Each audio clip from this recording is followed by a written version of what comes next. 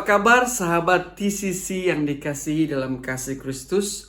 Kami berharap dan kami berdoa kiranya kita semua dalam keadaan yang baik-baik saja. Amin. Nah, kami di TCC sangat bersyukur karena minggu ini sekali lagi kami ke udara bersama dengan Anda untuk bersama-sama beribadah secara sederhana. Namun kami percaya dan yakin bahwa di mana ada hati yang mau menyembah Dia dengan penuh rasa syukur, Tuhan pasti ada. Dan kami percaya juga bahwa semua sahabat-sahabat TCC yang di luar sana yang sedang menikmati akan rancangan ini akan diberkati lewat lagu, pujian, dan juga firman Tuhan yang bakal kita nikmati bersama pada malam hari ini. Nah, sekali lagi pada minggu ini kita masih lagi dilayani oleh Pastor Fabio, dan jika Anda mengikuti akan rancangan TCC pada minggu yang lalu, saudara boleh mendengar dan juga melihat bahkan diberkati oleh firman Tuhan tersebut karena ramai yang memberi feedback yang positif di mana sangat-sangat diberkati. Jadi pada minggu ini jangan off-kan rancangan ini, kita tunggu sampai selesai biar kita sama-sama boleh diberkati lewat pujian dan juga firman Tuhan yang akan dibawakan oleh Pastor Fabio dari GBI Dubai. Ya, dan pada malam hari ini juga kami bersyukur kalau kita telah menyediakan sesuatu yang sangat istimewa untuk Anda semua, yaitu Christmas Special pada 25 Desember nanti. Karena kami tahu bahwa semua sudah tidak sabar untuk merayakan Natal bersama. Dan kami mengambil peluang tersebut untuk bersama-sama dengan Anda semua pada 25 Desember, hari Natal. Jam 8 malam kami akan ke udara bersama-sama dengan Anda. Nah, pada malam hari itu kita akan dilayani dengan puji-pujian daripada anak Tuhan. Dan juga kita akan bersama-sama menikmati khotbah Natal yang dibawa oleh Pastor Samuel Surendran dari IPCC Pulau Pinang.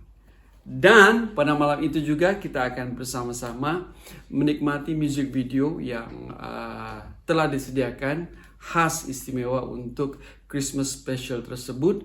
Dua lagu yang bakal kita layarkan atau luncurkan. Yang pertama itu Heart of Worship, translate dialih bahasa kepada bahasa Malaysia, dan juga yang satu lagi Shalom Dunia. Wow, viral nih, viral. Lagu Shalom Dunia ini merupakan lagu yang kita mau riliskan beberapa tahun yang lepas, namun disebabkan keadaan yang tidak mengizinkan. Nah, pada kali ini 25 Desember 2021, Shalom Dunia akan menemui Anda semua. Dan pada malam hari ini juga, sebelum kita mendengar firman Tuhan, kita akan sama-sama mendengarkan lagu Heart of Worship, yaitu tema kita pada Christmas Special kali ini, yang akan dibawakan, dinyanyikan, didedangkan secara akustik oleh beberapa anak Tuhan yang sangat cinta Tuhan. Jadi jangan lepaskan peluang bersama-sama kami pada malam hari ini. Namun sebelumnya, mari kita sama-sama tundukkan kepala, kita mau berdoa. Kiranya Tuhan menyertai dari pertama, pertengahan, hingga akhir rancangan ini. Dan doa dan harapan kami semuanya diberkati. Mari kita berdoa. Puji dan syukur kami naikkan kehadirat-Mu. Engkau adalah Allah yang baik, Allah yang setia, Allah yang tidak pernah meninggalkan perbuatan tangannya. Pada malam hari ini izinkan kami untuk sekali lagi bertemu dengan teman-teman kami di TCC di luar sana. Biarlah malam hari ini malam yang menjadi malam yang istimewa buat kami semua. Karena kami rindu dan kami tidak sabar lagi untuk memuji, memuliakan Yesus dan meninggikan namanya. Dan yang terlebih indah, mendengar akan isi hati Tuhan yang akan disampaikan oleh Pastor Fabio.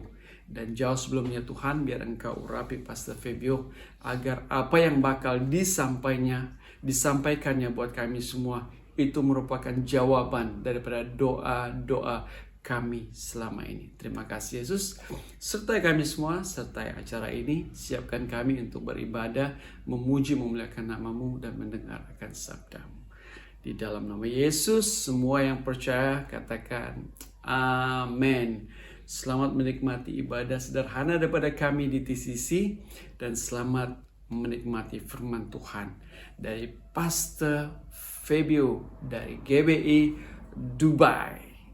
Selamat beribadah. Tuhan Yesus memberkati.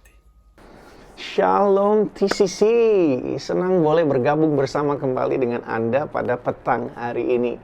Minggu yang lalu kita sudah bersama-sama mulai part yang pertama. Minggu ini bersama-sama kita akan masuk dalam part yang kedua. Kita mulai pelajaran seri minggu lalu yang berjudul Strong in Times Like These. Kuat di dalam masa-masa seperti sekarang ini. Nah, jadi bagi Bapak Ibu Saudara yang mungkin baru bergabung pada minggu ini untuk pelajaran kita minggu ini, supaya mendapat pelajarannya dengan lengkap, saya mendorong Anda dengan sangat untuk melihat kembali pelajaran kita minggu yang lalu di part 1. Sebab minggu yang lalu kita belajar tentang bagaimana apa yang kita pelajari minggu yang lalu dari firman Tuhan itu bersifat personal, ya, bersifat pendekatan personal, di mana kita yang harus merenung, kita yang harus introspeksi diri kita. Lalu kemudian di dalam perenungan itu kita menemukan Dia yang tinggal di dalam kita. Ternyata sudah memberikan kepada kita kelengkapan untuk kita bisa menjadi kuat di masa-masa seperti ini. Salah satu kelengkapan persenjataan Allah yang sudah disediakan adalah perisai. Minggu lalu kita belajar tentang itu. Di mana saya dan saudara sebenarnya sudah punya perisai itu, tinggal kita angkat.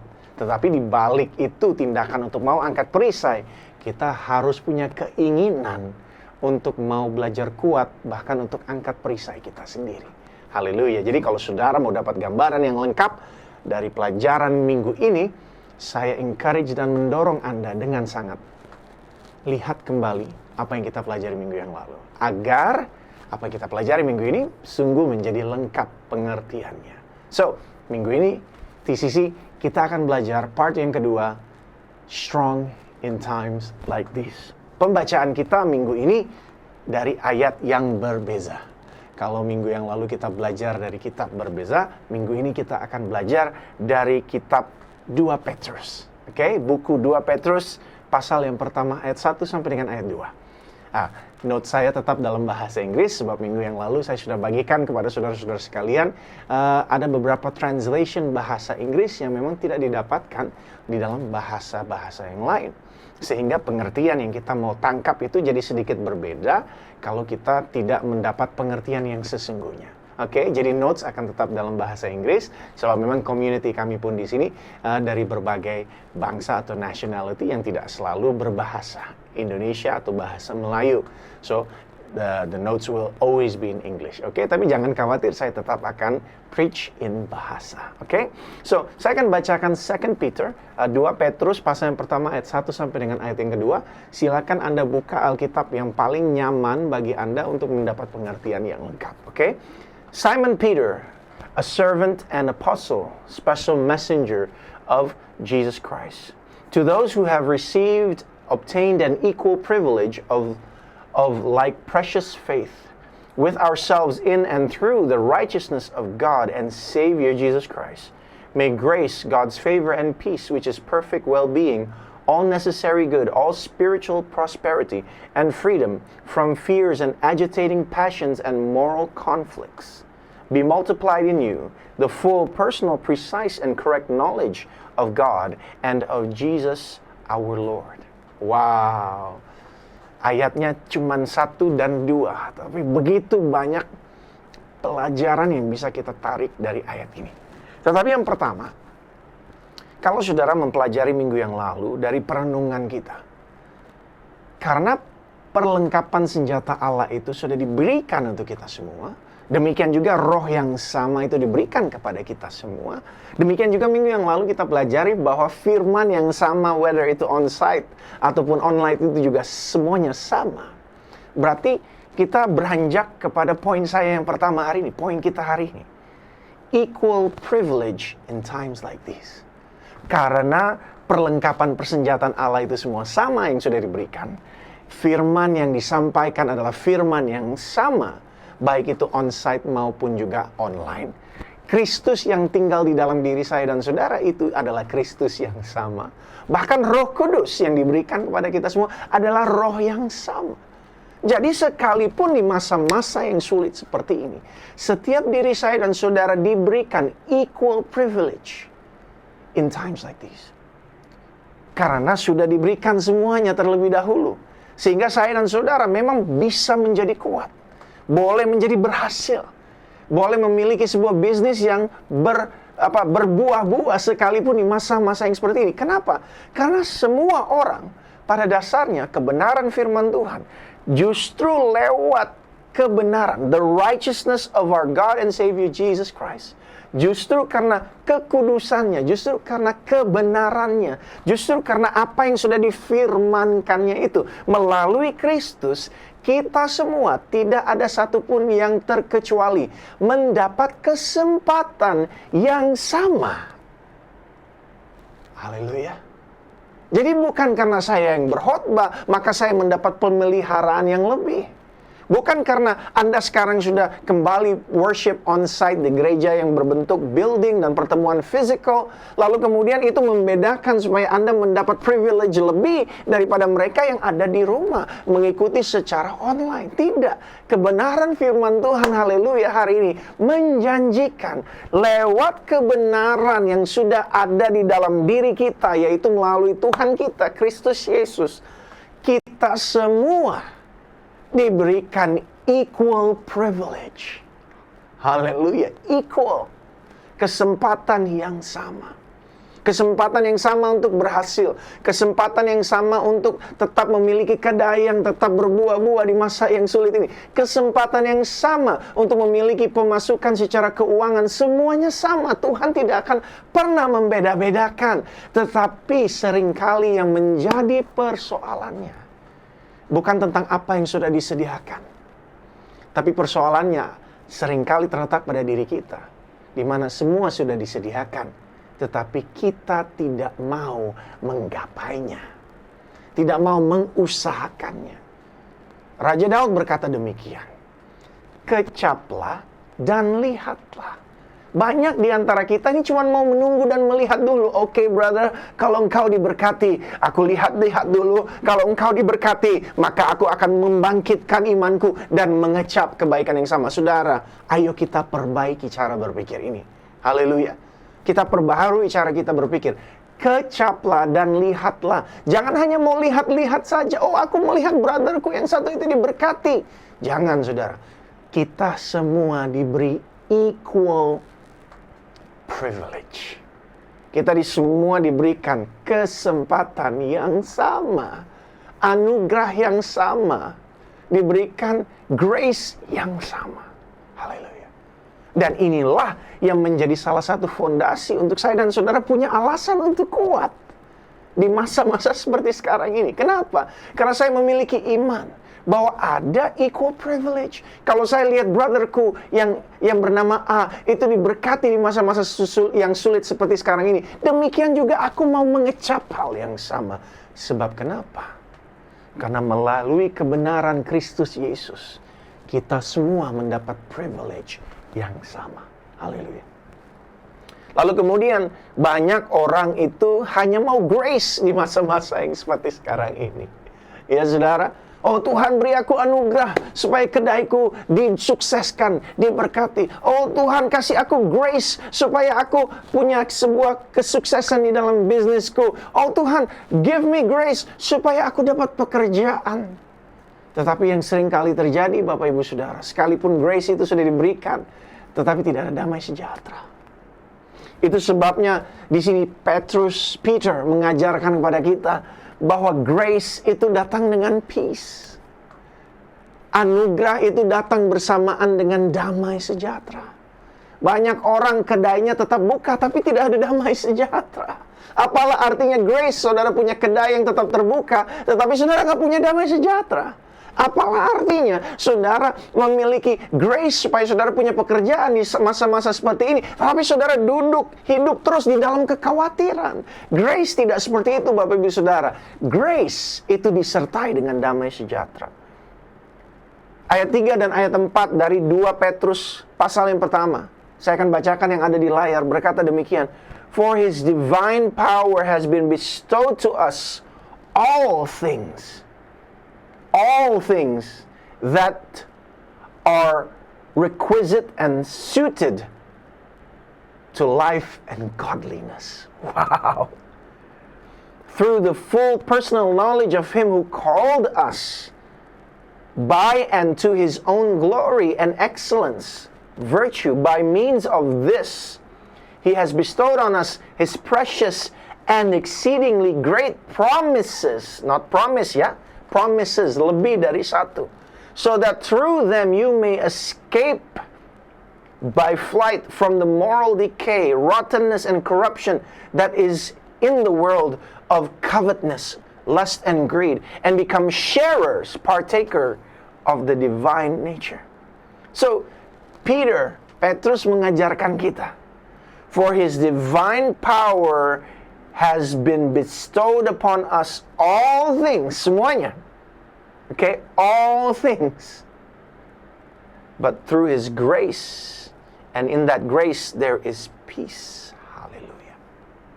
Jadi apalah artinya saudara memiliki kuasa yang tertinggi daripada Tuhan, dan saudara menerima anugerah, tetapi saudara tidak ada damai sejahtera. Mari kita belajar untuk menjadi kuat. Bukan hanya sekedar karena ada anugerah, tapi karena Roh Kudus yang ada di dalam diri kita. Itu pun memampukan kita untuk tetap memelihara damai sejahtera di dalam diri saya dan saudara. So grace comes with peace. Ada power yang datang dengan grace itu. Wow, divine power ini dijelaskan bahwa ketika divine power itu datang, or another word for that is grace, seperti yang sudah diajarkan di ayat yang sebelumnya, ayat 1 dan 2. Di sini dikatakan bahwa may God's grace and peace. Ya, setelah God's grace and God's peace itu datang, maka ada that divine power yang dibestow, yang diberikan kepada kita on all things, semua hal dalam kehidupan saya dan saudara. Bukan hanya kehidupan kita, tetapi juga godliness, untuk hidup di dalam takut akan Tuhan. Seperti apa yang kita pelajari minggu yang lalu, Bapak Ibu Saudara terkasih ya. Apa itu?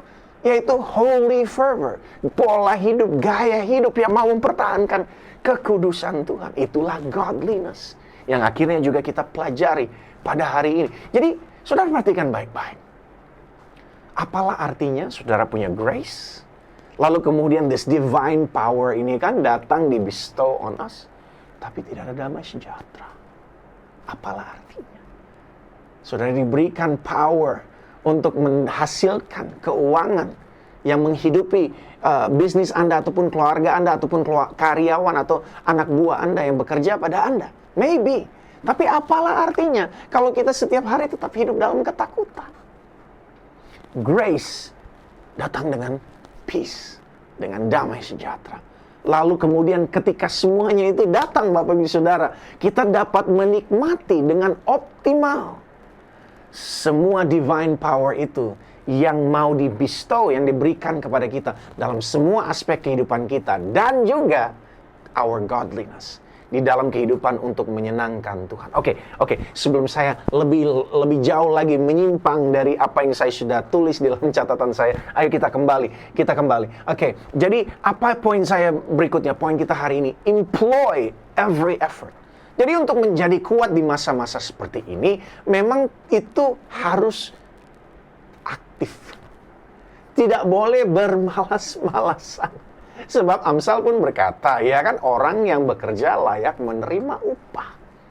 Jadi barang siapa yang mau ada income secara finansial, ya memang firman Tuhan mengajarkan kita semua harus bekerja. Mungkin pertanyaan adalah begini, apa pekerjaannya pastor? Saya pun tidak tahu.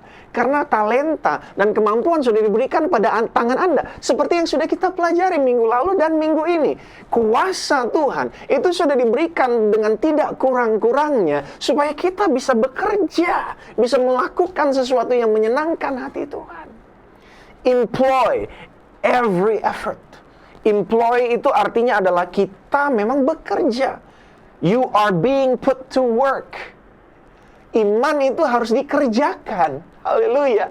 Iman itu nggak hanya bisa dibayangkan saja. dan dipikirkan saja. Iman itu tanpa tindakan, itu tidak ada artinya. Itu sebabnya poin yang berikutnya, untuk supaya kita bisa kuat di masa-masa seperti sekarang adalah employ every effort. Pekerjakan semua upaya kita. Semua aspek harus kita explore. Saudara sebut sedikit kesaksian. Saudara mungkin percaya tidak percaya, tapi terakhir saya terima keuangan secara finansial sebagai bentuk pekerjaan. Itu terakhir tahun 2019. Saudara bayangkan, 2019 itu terakhir pemasukan finansial yang saya terima dengan bekerja dengan tangan saya sendiri. Ini sudah mau 2022, saudara. Tapi buktinya sampai hari ini, saya masih bisa tetap ada dan hidup. Dan tetap tersedia. Kenapa, saudara? Karena Tuhan membawa saya mengerti. Fabio, employ every effort. Ya, saya musician. Ya, saya bermain drum. Ya, saya bisa main bass. Ya, saya bisa bernyanyi. Tetapi pada waktu 2019 itu, semua keahlian primary saya itu tidak dapat bisa menghasilkan apa-apa. Tapi Tuhan membuka sebuah pengertian baru. Every effort. Semua upaya. Jadi saya belajar apa lagi yang bisa saya kembangkan, Tuhan. Apalagi effort, apalagi yang saya harus tambahkan. Saya memang ini sangat-sangat menyenangi musik dengan sangat, ya Bapak Ibu Saudara. Tetapi ternyata di masa-masa yang sulit seperti sekarang, Tuhan menyediakan dengan salah satu kemampuan saya yang paling tidak saya gunakan selama ini. Yaitu kemampuan saya untuk bisa sound engineer. Jadi sampai hari ini, semua effort yang saya taruh itu di dalam sound engineering. Bukan preferensi utama saya, bukan pilihan pertama. Pilihan pertama saya pasti mau main drum. Pilihan yang selanjutnya saya pasti mau bernyanyi. Tetapi sampai hari ini belum ada kesempatan. Tapi tidak berarti saya bermalas-malasan. Seperti apa yang diajarkan Peter di sini. Employ every effort. Saya cari, saya gali lagi. Apa sih Tuhan yang Kau mau buka bagi saya di saat yang lain mungkin sedang tidak menghasilkan apa-apa? Apa Tuhan? Dan Tuhan arahkan saya kepada salah satu passion saya di dalam musik, yaitu tentang sound. Wow, luar biasa. Luar biasa, saudara. Tetapi saya boleh berkata dengan jujur kepada saudara, tetap pemasukan terakhir di 2019. Baru minggu ini, saudara. Minggu ini saya dapat job sampingan lagi. Tapi dari mana? Bukan dari bermusik, dari sound engineering lagi. Wow. Kalau kita employ every effort, Tuhan akan selalu cari cara untuk membuka jalan supaya saya dan saudara bisa bertahan, bahkan berkemenangan melewati masa-masa yang sulit seperti ini. Jadi iman itu perlu dikerjakan. Jadi apa tujuan iman itu dipekerjakan? Kalau kita baca ayat ini, ayat 5 sampai dengan ayat 8 berkata begini.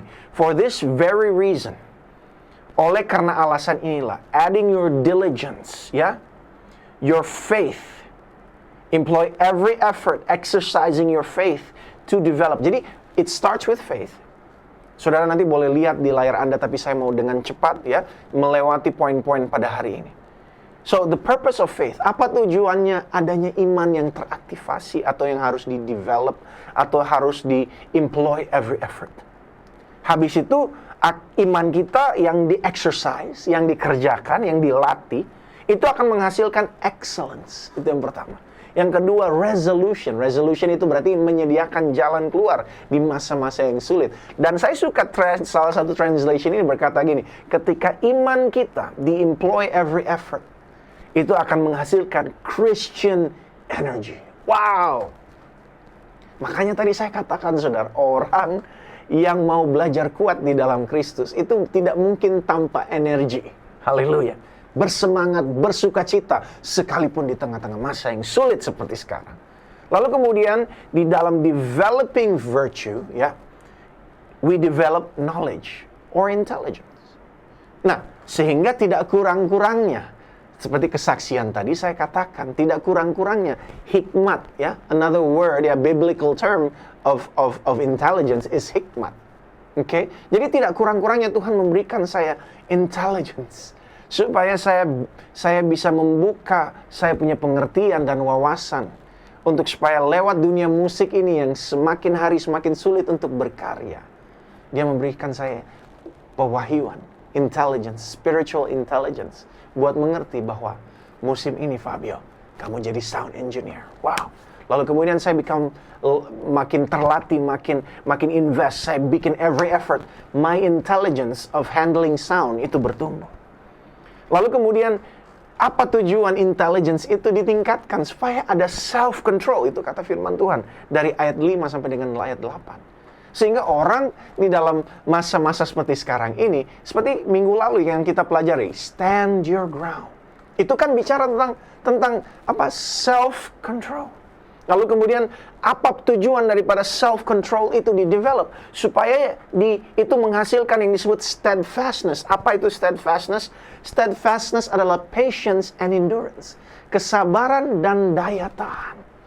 Banyak orang tidak bisa kuat di dalam masa-masa seperti sekarang ini karena memang dari poin yang pertama tidak mau membuat effort ya untuk employ, untuk bekerja ya, sehingga akhirnya tidak bersabar bekerja di dalam sebuah dunia yang kita tidak biasanya bekerja. Seperti saya dari professional musician sekarang di-employ di sound engineering, itu kan jadi sesuatu yang berbeda sekali. Sekalipun sangat familiar, yaitu music, tapi saya harus belajar untuk patient.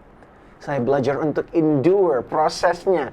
Oke Tuhan, kalau memang dengan jalan ini saya akan tetapkan hati, saya akan berjalan bersama-sama dengan Engkau. Lalu kemudian apa tujuannya steadfastness ini dikembangkan atau di-develop? Supaya ada godliness. Wow.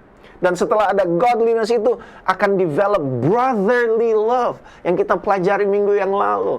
Lakukan segala sesuatu itu karena kasih kepada Tuhan dan kasih kepada sesama kita. Haleluya. Dan habis itu, setelah kita develop brotherly love, apa yang terjadi? It will develop Christian love. Wow. Berarti dunia akan melihat bahwa ada kasih yang nyata di dalam masa-masa yang seperti sekarang ini. Haleluya.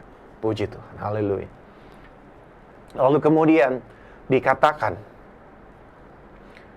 di bagian terakhir daripada 2 Petrus pasal yang pertama ayat 5 sampai dengan 8 berkata begini. For as these qualities are yours. Wow. And increasingly abound in you. Ingat minggu lalu yang kita pelajari adalah kita harus belajar berhenti melihat orang lain dan fokuskan kepada pendekatan personal tentang apa yang Tuhan mau kerjakan di dalam kita. Well, ini kabar gembiranya pada minggu hari ini TCC, apa yang dia mau kerjakan di dalam kita. Supaya quality tadi yang sudah kita pelajari dari pertama. Apa itu tadi? Kita belajar tentang virtue, kita belajar tentang intelligence, kita belajar tentang self-control, steadfastness, godliness. Lalu kemudian apa lagi? Brotherly love, and then finally Christian love. Lengkap, 7. Quality ini harus bertumbuh di dalam diri kita. It says, not anyone else, but to develop in you. And increasingly, semakin bertambah-tambahnya. Jadi saudara, semuanya ketika kita kaitkan dengan mengikut Tuhan, selalu berkaitan dengan harus ada pertumbuhan. Dan orang yang mau belajar kuat, itu harus belajar melatih dirinya lewat ujian dan cobaan-cobaan yang mungkin sedang kita hadapi hari-hari ini. Amin. Nah, dengan ketika kita memiliki kualitas-kualitas yang tadi yang sudah kita pelajari, lalu kemudian increase, semakin bertumbuh dalam diri kita, maka itu akan menjaga kita supaya kita tidak menjadi idle. Idle itu tidak bergerak. Nah, berarti kalau kualitas-kualitas ini sudah di-develop, minggu lalu kita belajarkan stand your ground, setelah itu di-develop, maka firman Tuhan berkata begini, itu akan menjaga kita supaya kita tidak idle, tidak tinggal di satu tempat. Standing your ground tidak berarti kita hanya berdiam di situ saja. Standing your ground adalah berarti kita sedang melatih supaya kaki kita dikuatkan secara iman, sambil tangan kita kuat untuk mengangkat perisai kita. Tetapi ketika waktunya sudah tepat, saya percaya pedang roh itu akan ada waktunya untuk digunakan. Haleluya. Nah, makanya tidak ada idleness.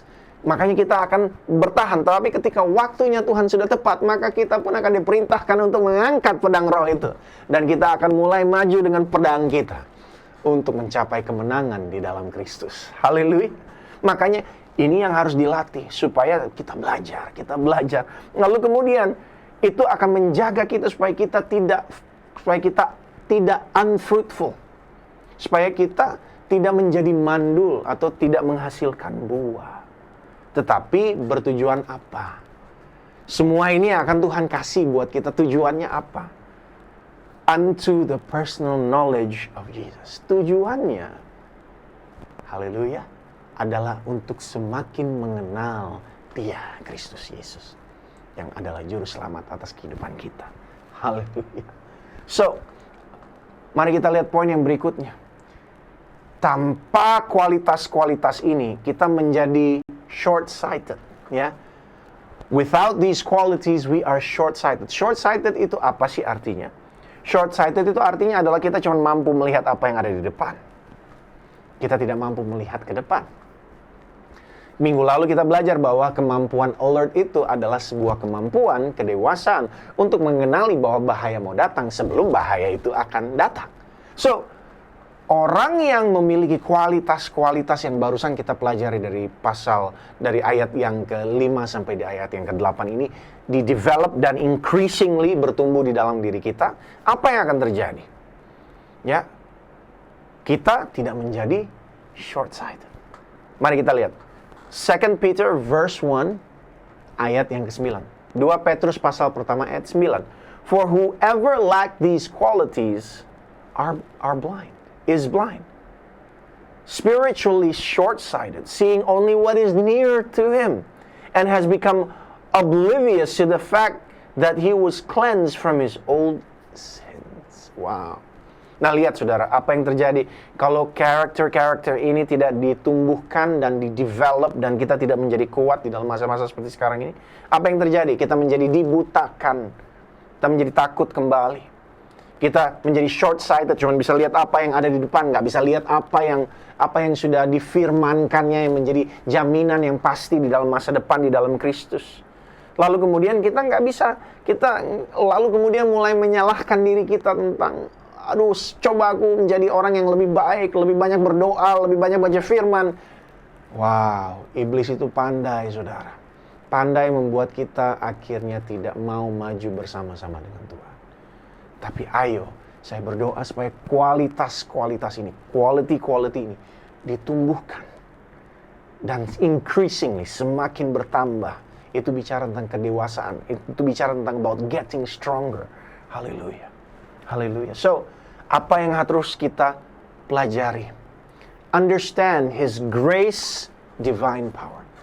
Pahamilah bahwa di dalam anugerahnya itu ada kuasa ilahinya. Haleluya.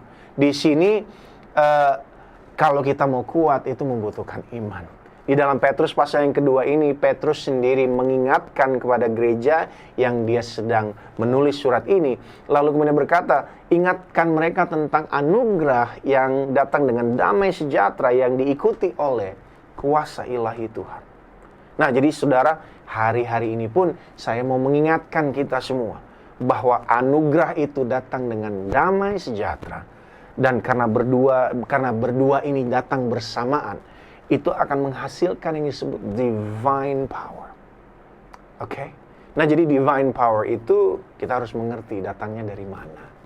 Itu datang dari anugerah yang datang bersamaan dengan damai sejahtera. Dan karena kita bertumbuh di dalamnya, menjadi kuat di dalamnya, maka kita dikuatkan untuk mengerti kuasa ilahinya. Karena banyak orang Kristen sampai hari ini pun tidak memahami bagaimana sih untuk mengenai kuasa Tuhan ini bagaimana. Saya tidak paham. Justru di saat-saat seperti inilah kita memerlukan pengertian yang lebih dalam dan lebih dewasa lagi. Apa poin yang berikutnya? Poin yang berikutnya adalah understand that His grace and divine power has made promises available. Wow, haleluya TCC. Belajar mengerti bahwa anugerah yang disertai dengan damai sejahtera yang lalu kemudian kita masuk di dalam realm, ya, sebuah dimensi divine power itu telah membuat tersedia janji, bukan satu janji, tapi janji-janjinya. Haleluya. By the means of this, He has bestowed onto us His precious and exceedingly great promises. Wow. Di dalam ayat yang keempat ini, Petrus menggambarkan bahwa karena anugerah dan damai sejahtera yang di dalamnya lalu kemudian datang divine power ini, kuasa ilahi itu, maka dengan hal tersebut, dengan semuanya itu terjadi dalam kehidupan kita, dan quality itu bertumbuh di dalam kehidupan kita, maka Dia akan memberikan kepada kita bukan hanya janji saja, tapi precious, janji yang berharga bagi Dia. Coba sejenak renungkan ini, TCC. Renungkan sejenak. Kalau itu janji biasa, ya nilainya jadi biasa-biasa saja. Tetapi menurut Petrus, dia berkata, karena ada anugerah dan damai sejahtera dan divine power, janji yang diberikan itu precious, berharga. Sekarang saya mau bertanya, kira-kira kalau janji itu ada harganya dan sangat bernilai, kira-kira Tuhan akan menggenapi atau tidak menggenapi? Justru karena itu berharga buat Dia, dan kita pun berharga di matanya, maka kita diberikan bukan janji biasa, kita diberikan janji yang precious, sungguh sangat berharga. Dan tidak hanya sungguh sangat berharga, tapi exceeding, lebih dari biasanya. Tapi bukan lebih dari biasanya saja, dikatakan exceedingly great. Ini kalau sudah great, berarti exceedingly, melampaui yang great. Haleluya, TCC, tangkap dengan iman. Bukan hanya great, exceedingly great. Wow. Nah, seringkali ketika kita sudah baca sampai situ, kita excited, haleluya. Berarti minggu depan saya akan dapat sebuah kesempatan untuk great and over exceedingly. Sabar. Itu pasti terjadi. Tapi lihat apa tujuannya Tuhan kasih kita seperti itu.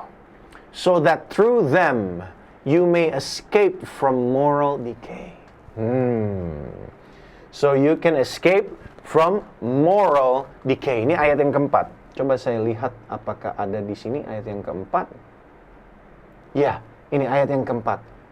So that you can escape moral decay.